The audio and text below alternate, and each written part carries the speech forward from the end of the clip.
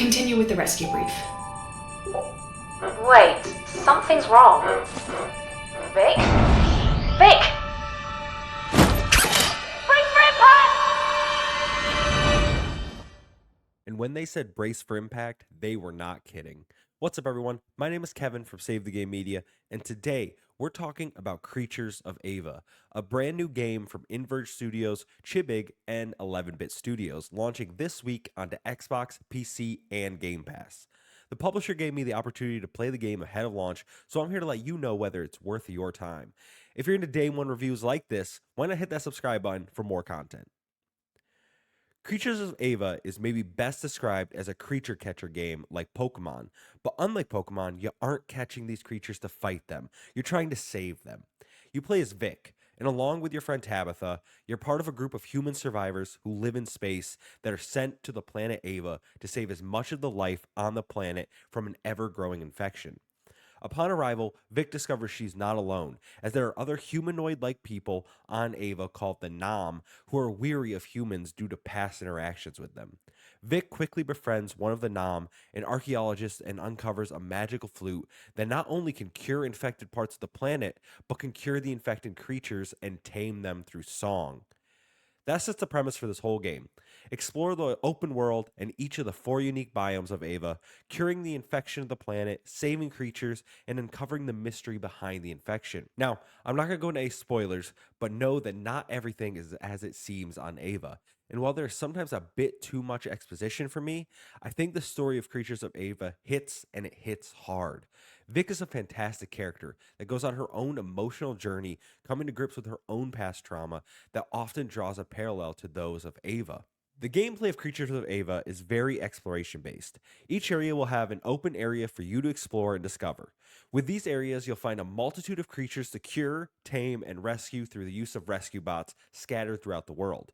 This will, of course, require some puzzle solving, as the terrain often makes it difficult to get to the areas you need to and move creatures to desired locations.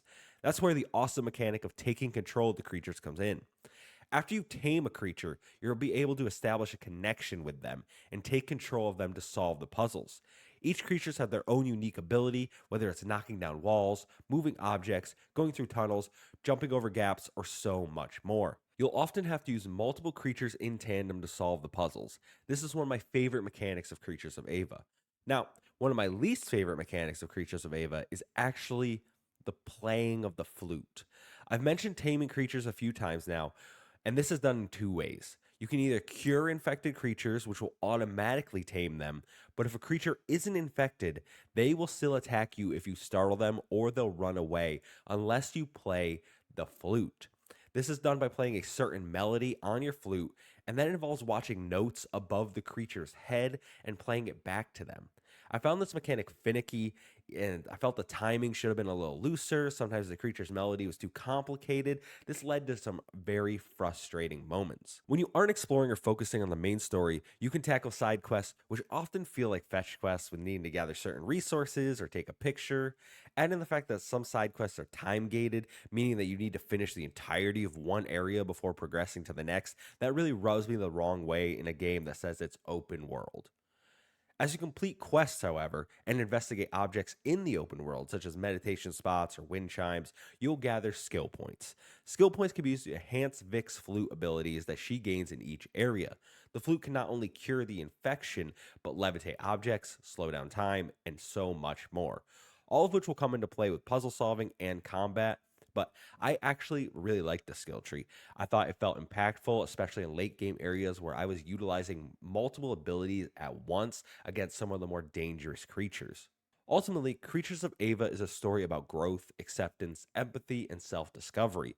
I can look past all the small faults of the game, including a few technical hiccups here and there, because the gameplay and exploration is so much fun. The story was engaging throughout, and much like Pokemon, you start to build a bond with these creatures. This is due to some fantastic acting and writing from Vic. You familiarize yourself with the creatures, you can pet them, and you can really feel how much she wants to save them. She wants to save this entire world. I loved my 7 hours with the game, but doing everything, including the side quests and full exploration, I could easily see you doubling that game time. Whether it's through Game Pass or by purchasing it outright, Creatures of Ava gets an easy recommendation from me. Thanks for checking out my review. Let me know your thoughts about the game once it's out. Follow us at Save Game Media on all social media to stay up to date with our latest content. Until next time, I've been Kevin. See ya.